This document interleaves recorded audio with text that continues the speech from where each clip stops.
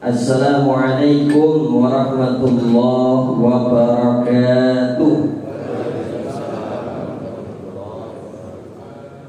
Innal hamdalillah nahmaduhu wa nasta'inuhu wa nastaghfiruh wa na'udzu billahi min shururi anfusina wa min sayyiati a'malina. Man yahdihillahu fala mudilla lahu wa man yudlilhu fala hadiya lahu. Asyhadu an la ilaha illallah wahdahu la syarika lahu wa asyhadu anna Muhammadan abduhu wa rasul. Allahumma shalli ala Muhammad wa ala ali Muhammad. Wa qala Allah ta'ala fi kitabillahil karim ba'da a'udzu billahi minasy syaithanir rajim. Bismillahirrahmanirrahim. Ya ayyuhalladzina amanu ittaqullaha haqqa tuqatih wa la tamutunna illa wa antum muslimun. Wa qala aidan man 'amila shalihan min dzakarin aw untha wa huwa mu'minun falanuhyiyannahu hayatan thayyibatan wa lanajziyanahum ajrahum bi ahsani ma kanu ya'malun. Amma ba'd. Sehat Bapak Ibu? Alhamdulillahi rabbil alamin. Kita semua yang hadir di sini wajib bersyukur kepada Allah Subhanahu wa taala karena kita sudah diberikan berbagai limpahan karunia nikmat, baik nikmat-nikmat yang kita sadari ataupun nikmat-nikmat yang kita tidak sadari. Dan salah satu nikmat yang berharga, kita sudah diberikan nikmat iman dan nikmat Islam. Tak lupa sholawat beserta salam senantiasa terlimpah curahkan kepada Nabi kita Nabi Muhammad sallallahu alaihi wasallam. Ibu bapak yang insyaallah dirahmati oleh Allah, mari kita awali dulu dengan membaca basmalah. Bismillahirrahmanirrahim. Adapun kajian subuh kali ini tematik ya Bapak Ibu. Kelihatan dari ini posisi saya kurang pas harusnya ya, nyerong gitu. Betul atau betul Pak? Jadi ini judulnya adalah dua faktor penyebab hilangnya nikmat dari Allah. Yang pertama Ibu Bapak, kita sebagai makhluk ciptaan Allah, salah satu adab sebagai hamba kepada Rabb-Nya yang sudah menciptakan kita, memberi rezeki kita, kita wajib berterima kasih atas kebaikan yang sudah Allah berikan kepada kita. Maka dalam Quran surah Al-Baqarah ayat 152, A'udzu billahi minasy syaithanir rajim, washkuruli wa la takfurun. Hei semua hamba-hambaku gitu ya, bersyukurlah kepadaku dan jangan sekali-kali kalian mengingkari kebaikan yang sudah aku berikan kepada kalian. Bahkan perkara ini Bapak Ibu pernah dinasihatkan oleh Nabi kita Nabi Muhammad sallallahu alaihi wasallam kepada sahabat yang beliau cintai, yaitu kepada Mu'adz. Dalam hadis riwayat Abu Dawud, apa yang dikatakan Rasulullah kepada Mu'adz? Ya, disampaikan an Mu'adz radhiyallahu anhu qala li Rasulullah sallallahu alaihi wasallam, ya Mu'adz, inni uhibbuka. Wahai Mu'adz, demi Allah, aku mencintai engkau karena Allah. Setiap selesai sholat, jangan sampai lupa kamu membaca doa ini. Apa yang diwasiatkan? Allahumma a'inni ala dzikrika wa syukrika wa husni ibadah. Sampai perkara ini diwasiatkan kepada Mu'adz, yang artinya, ya Allah, bantulah aku senantiasa ingat kepadamu, mensyukuri nikmatmu, dan senantiasa bisa beribadah dengan baik kepadamu. Bapak Ibu, apa sih salah satu manfaat syukur?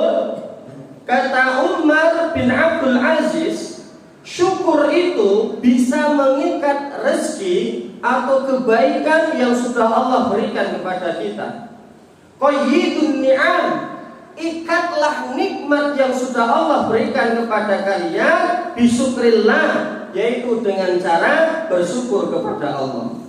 Bapak Ibu yang insyaallah dirahmati oleh Allah, yang pertama kita harus benar-benar sadar bahwa kebaikan yang kita rasakan atau kebaikan yang tidak kita rasakan semuanya berasal dari Allah Subhanahu wa taala. Maka dalam Quran surah An-Nahl ayat 53, "Wa ma bikum min nikmatillah min nikmatin faminallah." Semua kenikmatan yang kalian miliki semuanya berasal dari Allah. Tsumma idza masakumul dharru, dan apabila kalian ditimpakan suatu keburukan, fa ilaihi taj'arun, senantiasa kalian kembali kepada Allah. Nah, Bapak Ibu yang insyaallah dirahmati oleh Allah, dan kita sepakat yang hadir di sini, kalau nikmat kebaikan yang sudah Allah berikan kepada kita dihitung-hitung nganggo kalkulator nanti jebol. Benerangan tuh ya. Tidak mungkin sanggup terhitung. Dalam Quran surah Ibrahim ayat 34, "Wa in ta'uddu nikmatallah la tuhsuha." Seandainya kita hitung-hitung semua nikmat dari Allah, maka kita tidak sanggup untuk menghitungnya. Nah, Bapak Ibu yang insyaallah dirahmati oleh Allah, lalu kita belajar nih, apa jenis-jenis dan macam nikmat yang sudah Allah berikan kepada kita. Kebaikan yang sudah ada di dalam diri kita itu apa saja? Nah, Bapak Ibu yang insyaallah dirahmati oleh Allah, menurut Ibnu Qayyim dalam kitab Istima' al-Juyus al-Islamiyah halaman 5, sesungguhnya Allah sudah memberikan dua nikmat. Yang pertama, nikmat mutlaqah atau disebut dengan nikmat mutlak. Apa nikmat mutlak ini? Kenikmatan yang bisa mengantarkan kita, Bapak Ibu, menuju kebahagiaan abadi. Dan nikmat ini oleh Allah tidak diberikan kepada sembarang orang. Dan nikmat ini oleh Allah diberikan kepada orang-orang pilihan yang Allah kehendaki saja. Dalilnya surah Al-Qasas ayat 56. "Innaka la tahdi man ahbabta walakinnallaha yahdi man yasha." Ya Muhammad, engkau tidak bisa memberikan nikmat iman ini kepada orang yang engkau cintai. Sesungguhnya nikmat iman ini diberikan oleh Allah kepada orang-orang yang Allah kehendaki. Wa huwa a'lamu bil muhtadin, dan Allah mengetahui siapa di antara hambanya yang mendapatkan petunjuk. Bisa diterima sampai sini, Cik? Nah, jadi nikmat mutlak. Semoga kita yang ada di sini sudah mendapatkannya. Allahumma amin. Yang kedua, ada nikmat muqayyadah atau nikmat nisbi. Yang nikmat ini ya, sifatnya sementara, sebatas di dunia, dan tidak tentu bisa mengantarkan kita menuju kebahagiaan abadi. Dan nikmat ini oleh Allah diberikan kepada siapa saja. Wong mendem, wong main dadu, itu apa perkara urusan ini ya. Maka di dalam hadis riwayat At-Tirmidzi, "Lau kanat dunya ta'dilu indallah janaha ba'ullah." Seandainya nikmat dunia ini di sisi Allah lebih berharga daripada sayap nyamuk, masa kau kafiran minha syarbatan ma'in, maka orang-orang kafir itu tidak akan diberikan air minum walaupun seteguk. Bisa diterima, Ji? Kecamatan mau buatan nih, buatannya. Jadi itu, jadi nikmat mutlak dan nikmat nisbi. Saya terangkan dulu masalah nikmat mutlak ini. Dalilnya ini, Pak. masalah nikmat mutlak itu. Bisa dilihat Quran surah Yunus ayat 58. Qul bi fadlillah wa bi rahmatih. Katakanlah dengan karunia dari Allah dan rahmat dari Allah. Fa bidzalika falyafrahu. Maka dengan dua ini, karunia dan rahmat Allah, kita wajib bersyukur, wajib bahagia. Loh kok bisa? Huwa khairan mimma yajma'un. Karena dengan karunia dan rahmat Allah ini lebih baik daripada semua perkara yang sudah kita kumpulkan sampai detik ini. Ternyata Bapak Ibu dalam tafsir Al-Jalalain dijelaskan kalimat bifadlillah adalah nikmat Islam. Kemudian kalimat wabi rahmati adalah Al-Quran. Berarti orang yang sudah mendapatkan Islam terus mudeng ini kitab Al-Quran kemudian dipelajari, dengan dua perkara ini wajib bersyukur. Wah, teklak lu gini. Tiwas semangat bengok-bengok loh Pak. Nah, Bapak Ibu yang insya Allah dirahmati oleh Allah dan kita semua yang hadir di sini, kita bisa mendapatkan nikmat mutlak ini. Caranya adalah dengan ta'lim, dengan belajar. Maka wajib bagi seorang muslim belajar. Karena kita lahir ke dunia ini orang mudeng apa Bapak Ibu. Perhatikan surah An-Nahl ayat 78. Wallah akhrajakum min butuni ummahatikum. Demi Allah, kalian brodol. Bahasanya brodol ya Pak. Dari rahim ibumu la ta'lamuna syai'an. Tidak tahu apa-apa. Tidak tahu apa-apa. Wa ja'ala lakumus sam'a wal absara. Kemudian Allah menjadikan untuk kalian pendengaran dan penglihatan, wal afidah, hati, la'allakum tashkurun, agar kalian banyak bersyukur kepada Allah. Makanya salah satu karunia terbesar yang sudah Allah berikan kepada seorang mukmin, dia semangat mencari ilmu, maka tandanya dia akan dijadikan hamba Allah yang baik. Dalam hadis riwayat Bukhari dan Muslim, man yuridullahu bihi khairan yufaqihu fiddin. Tandanya orang ini akan diberikan kebaikan oleh Allah, maka dia diberikan pemahaman tentang ilmu agama. Nikmat yang kedua yaitu nikmat muqayyadah atau disebut kenikmatan nisbi. Kenikmatan yang oleh Allah diberikan kepada siapa saja. Dan kenikmatan ini belum tentu mengantarkan dia menuju kepada kebahagiaan abadi.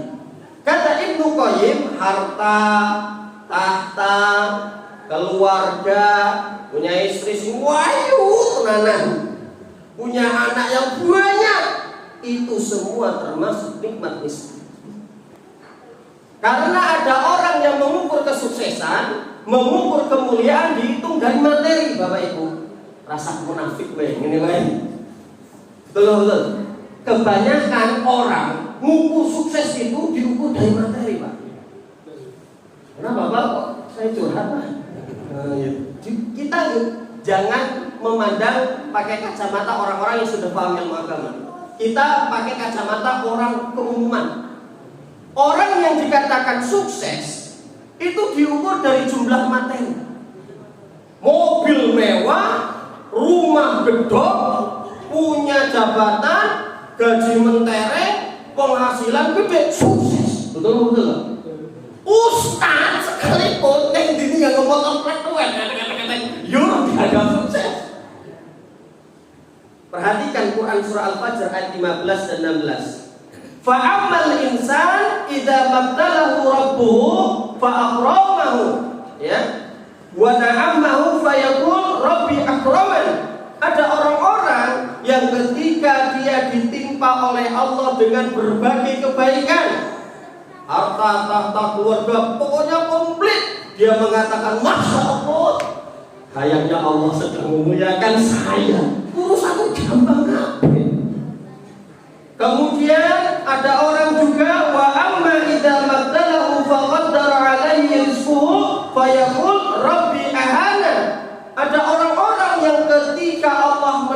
menimpakan kepada dia dengan kesulitan, gaji pas-pasan, tengah-tengah koyo ngene, tengah, rumah sementara, nyenen kemis. Ya Allah, kayaknya Allah nggak ridho sama saya. Dia mengukurnya pakai materi, Bapak Ibu. Padahal orang yang sukses di mata Allah tidak diukur dari materi. Seandainya Allah menggunakan cara pikir kita sebagai manusia, orang yang sukses diukur dari jumlah materi yang dimiliki, Qarun dan Fir'aun orang yang paling sukses. Betul Bang? Tapi orang yang sukses menurut Allah, orang yang paling bermanfaat untuk sesamanya. Bapak Ibu, iri boleh apa enggak? Boleh. Cuman hanya kepada dua orang.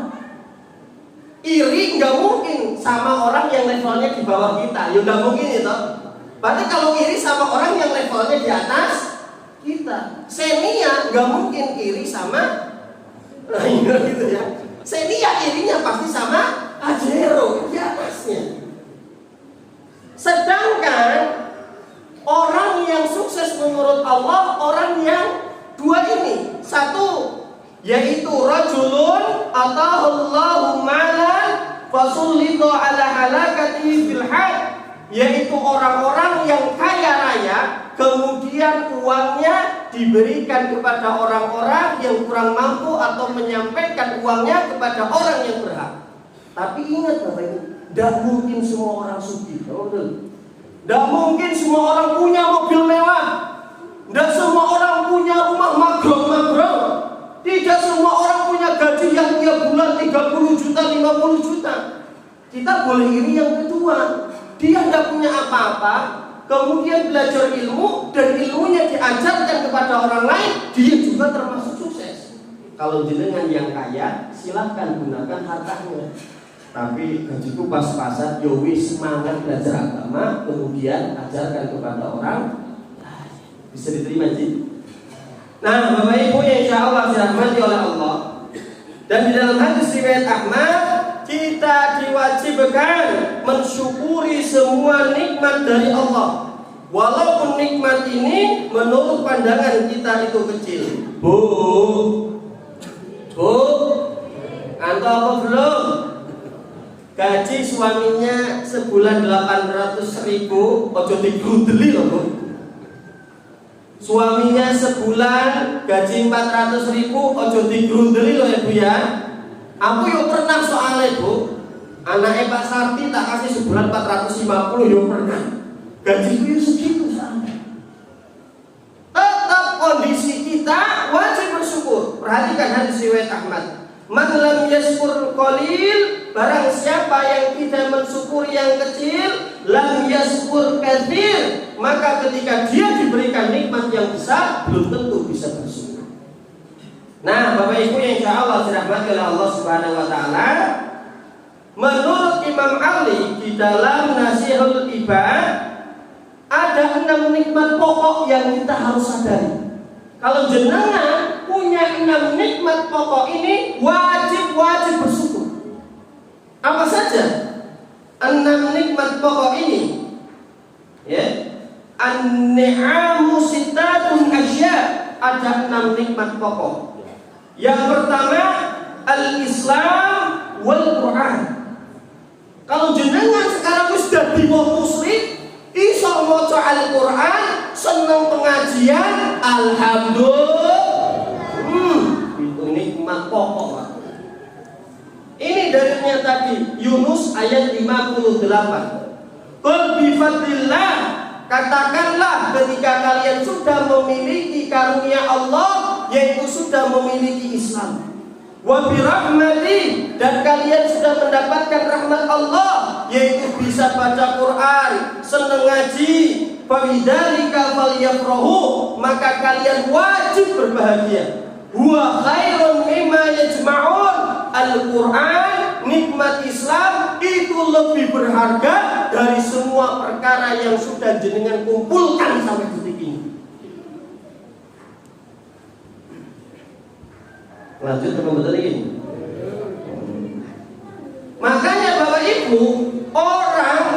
dikatakan sak bejo-bejone wong. Apa kata Nabi dalam hadis riwayat Muslim? Qad aflaha, sungguh orang ini beruntung. Satu, man aslam, kalau dia sudah mendapatkan nikmat Islam. Orang baik-baik ini Pak. Kenikmatan ini tidak diberikan kepada sembarang orang, Bapak Ibu. Makanya Bapak Ibu yang insya Allah dirahmati oleh Allah, peliharalah nikmat Islam ini, jaga baik-baik. Karena Islam yang ada di dalam dada kita bisa usang juga. Dalam hadis riwayat Hakim, innal iman la yahliku fi jawfi ahadikum kama yahliku thawbu fas'alallahu an yujadida imana fi qulubikum. Sungguh nikmat iman yang ada di dalam dada kita bisa usang sebagaimana usangnya pakaian. Maka senantiasalah minta kepada Allah untuk memperbaharui keimanan kita. Bisa usang kalau tidak dirawat. Makanya Bapak Ibu yang insya Allah dirahmati oleh Allah, Nabi Muhammad, wah ini belum ngajinya. Nabi Muhammad, Nabi kita, beliau maksum, dijaga oleh Allah, dibimbing, dijamin masuk ke dalam surga. Kalau beliau berada di rumah, doa apa yang sering beliau panjatkan? Dalam hadis riwayat At-Tirmidzi, ketika Rasulullah meninggal, ada sebagian sahabat yang datang ke rumah beliau. Lalu berkata, ya ummul mu'min, maka aktaru du'ai Rasulullah sallallahu alaihi wasallam ila kana indaki. Waalaikumsalam. Kalau Nabi berada di rumah sampean, doa apa yang sering beliau panjatkan? Maka Ummu Salamah berkata, kana aktaru du'aihi ya muqallibal qulub tsabbit qalbi ala dinik. Sekelas Nabi saja yang sudah terjaga, doa yang sering beliau panjatkan di rumah, minta istiqomah dalam nikmat Islam ini sampai meninggal. Lah apalagi kita bisa diterima Ji. Selanjutnya nikmat yang nomor 3. 1 Islam, 2 Quran. Nikmat pokok nomor 3 adalah Muhammad Rasulullah. Bapak Ibu yang hadir perlu jenengan sadari, jenengan betul jadi umatnya Nabi Muhammad. Loh kok bisa Pak Dede? 1, gara-gara jenengan jadi umatnya Nabi Muhammad, kalau jenengan berbuat maksiat dan dosa, tidak langsung Allah hukum dan binasakan seperti kaum-kaum sebelum kita. Nabi Nuh berdakwah sampai 900-an tahun, terus nganyel tenanan. Ya Allah, dah binasakan semua, sampai anak-anak cicitnya binasakan semua. Dibaca. Nabi Lut, hambaku kurang ajar ya Allah, binasakan semua. Angkat. Lah Nabi kita, Nabi Muhammad, apa kata Nabi dalam Quran surah An-Nahl ayat 33? Wa ma kana Allah liwa'adzibahum wa anta fihim. Allah tidak akan mengadab kalian selama Nabi Muhammad ada di antara kalian. Jadi adanya Nabi Muhammad jaminan keamanan kita Bapak Ibu dari kebinasaan secara global. Jenengan beruntung. Wah coba jenengan jadi kaumnya Nabi Nuh. Wis yang kedua, kenapa kita bersyukur kita mendapatkan nikmat jadi umatnya Nabi Muhammad? Kita ini di gerbong nomor 25 Bapak Ibu, kereta terakhir. Tapi besok di akhirat kita semua di sop pertama dan masuk surga kedua. Masya Allah, ini gak umatnya Nabi Ibrahim, umatnya Nabi Isa, umatnya Nabi yang lain. Kita besok sok pertama kabeh. Perhatikan hadis riwayat Muslim, nahnul akhirun. Kita berada di gerbong terakhir Bapak Ibu. Al-awwaluna yaumal qiyamah, tapi besok kita berada di sop pertama. Wa nahnu awwalu man yadkhulul jannah, dan kita yang pertama kali masuk dalam surganya Allah. Enggak bersyukur Nabi Muhammad sallallahu alaihi wasallam. Selanjutnya Bapak Ibu, besok di akhirat. Wah, cek kuat tau banget ini. Oh masih. Besok di akhirat orang mau masuk surga bingung Pak. Mereka mendatangi Nabi Adam, ya Nabi Adam, tolong bukakan pintu surga. Bukankah gara-gara aku kalian keluar dari surga? Coba datangi Khalilullah, Nabi Ibrahim. Mereka semua mendatangi Nabi Ibrahim. Nabi Ibrahim, engkau adalah kekasih Allah, tolong bukakan pintu surga. Aku ya bodoh. Coba ke Nabi Isa. Nabi Isa juga tidak bisa. Siapa yang bisa membuka pintu surga? Dalam hadis riwayat Muslim, "Ati babal jannah yaumal qiyamah fa astaftihu fa yaqul khazin man anta." Pada yaumal qiyamah nanti Nabi Muhammad mendatangi surga dan berkata kepada penjaga pintu surga, "Bukakan pintu ini." Kata penjaga surga, "Man anta?" Ini sapa? Fakul, kemudian Nabi menjawab, "Muhammadun, aku Muhammad." Lalu apa jawaban dari khazin penjaga pintu surga ini? Fayaqul, "Bika umirtu." Saya diperintahkan untuk tugas ini. Saya nungguin jenengan. La afsahu li ahadin qablaka. Tidak ada yang bisa membuka pintu ini kecuali engkau ya Muhammad. Masya Allah. Lalu dipersilahkan buka, semua umatnya di belakang ikut semua. Alhamdulillah. Jangan coba Pak. Ya Allah. Selanjutnya nikmat yang nomor 4, nikmat yang pokok menurut Ibnu Qayyim ini. Wal afiyah, nikmat sehat. Makanya dalam hadis riwayat Bukhari, "Man asbaha minkum mu'affan fi jasadihi." Barang siapa di antara kalian waktu pagi kayak ini sehat badannya, aminan fi sirbihi, aman di dalam rumahnya, indahu qutu yaumi, dan masuk ke dapur dibuka kulkas endok ya jene. Gas sing 3 kilo, sing 10 kilo ya enak. Beras yo komplit. Apa kata Nabi? Faka'annama hizat lahu dunya, maka seakan-akan hari itu dunia ini berada di genggaman jenengan. Bapak Ibu saya mau nanya, nikmat sehat dan nikmat aman itu afdalan mana?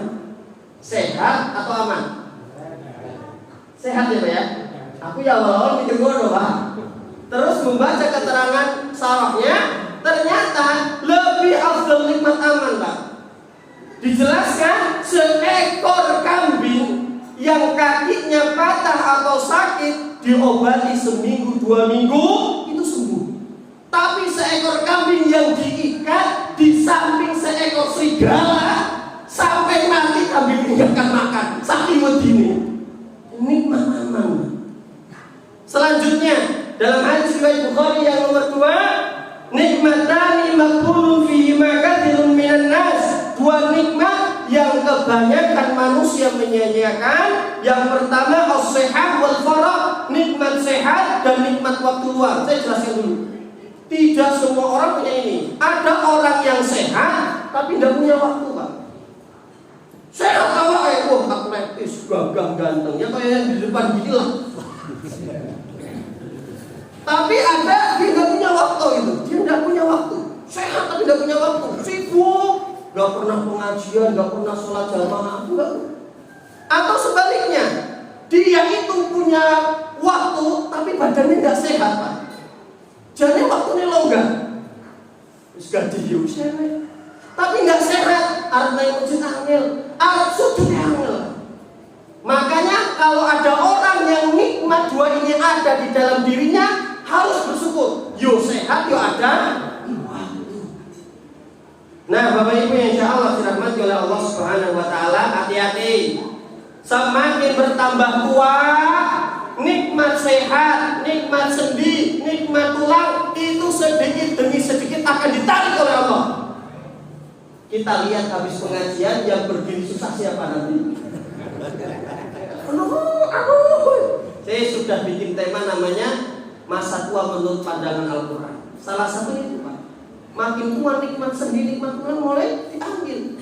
5B, beseran, buyutan, nama belekan, boyokan, aduh, gitu ya.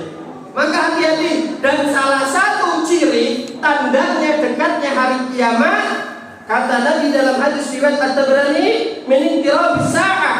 Ciri-ciri dekatnya hari kiamat adalah wa an yadhara mautul fuja'ah. Banyaknya orang yang meninggal secara mendadak.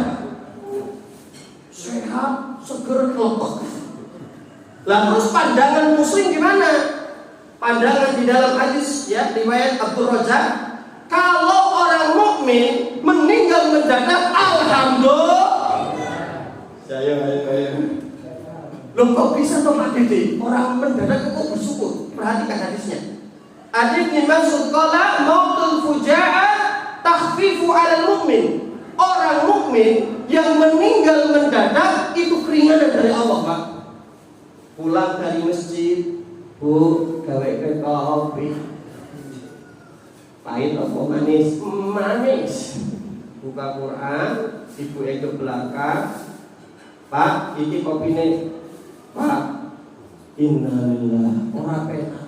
Saya pernah dampingi donatur Pak di masjid, di rumah sakit.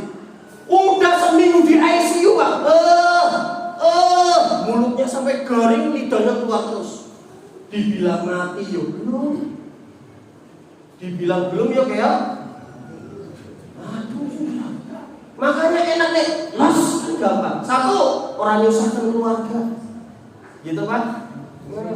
Bapak ibu dan bin bakung, ya Allah, meninggalnya gampang tenang. Orang nyusahkan anak putu.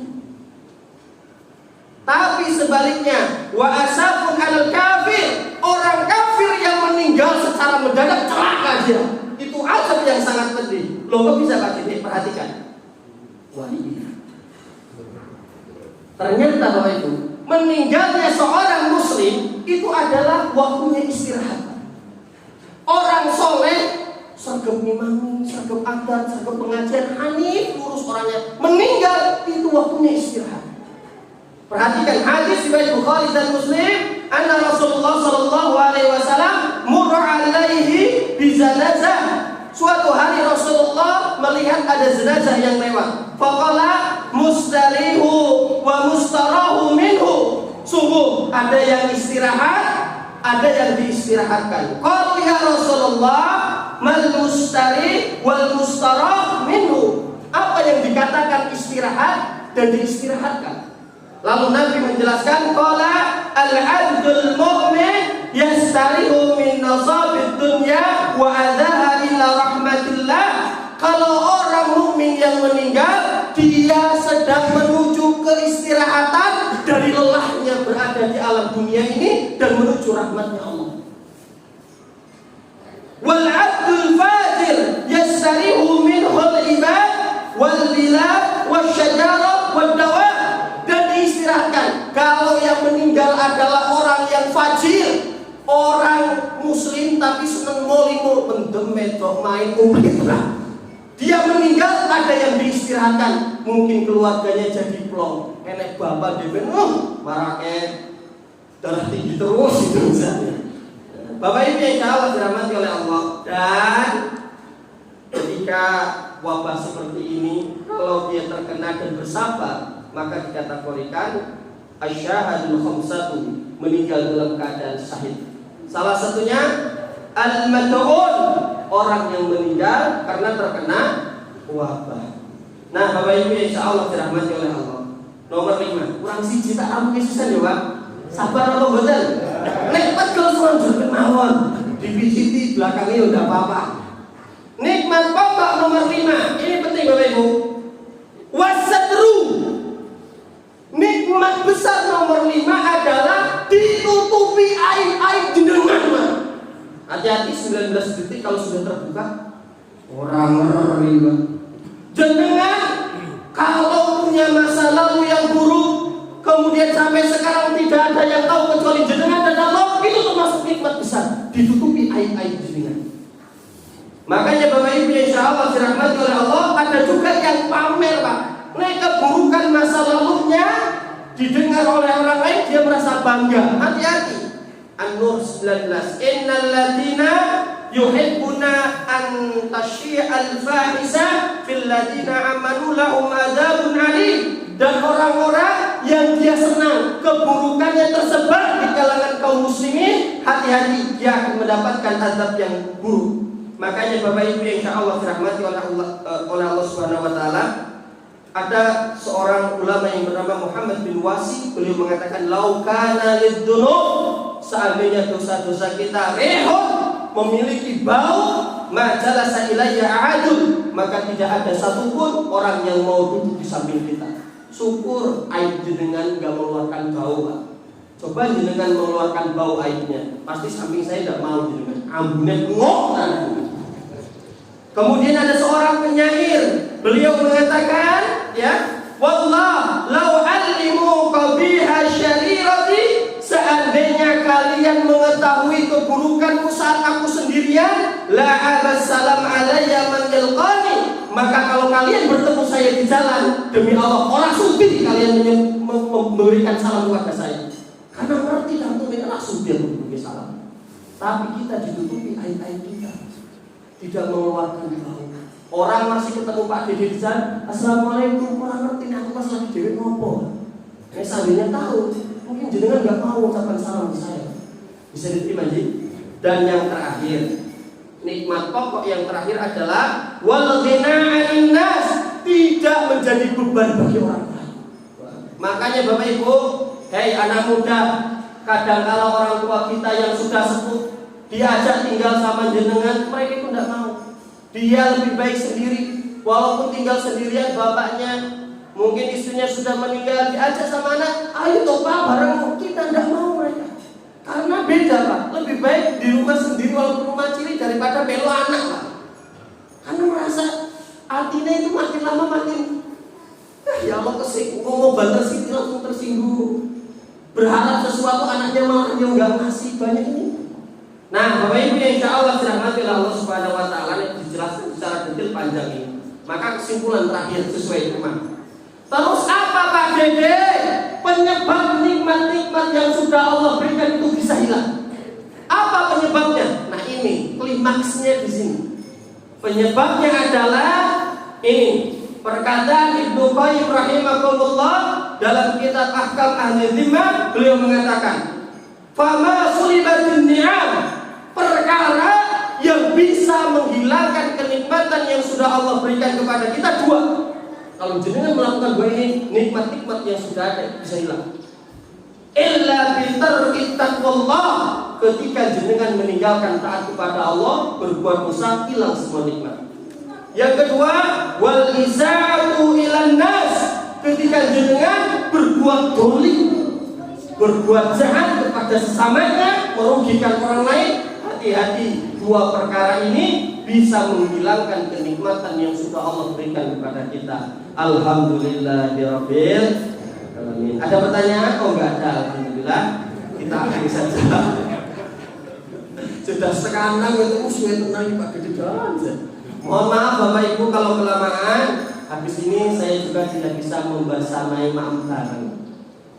Mau pindah lagi jam 6 di Masjid An-Nur belakang Laris Kartasuro, mancalah di sana bola-balik ini ya dari jam 3. Mari Bapak Ibu kita akhiri kajian subuh barokah ini dengan membaca doa kafaratul majlis. Subhanallahumma wa bihamdika, asyhadu an la ilaha illa anta, astaghfiruka wa atubu ilaik. Demikian yang bisa saya sampaikan. Mohon maaf jika ada kata-kata yang kurang berkenan. Wa akhiru da'wana alhamdulillahirabbil alamin. Wassalamualaikum warahmatullahi wabarakatuh.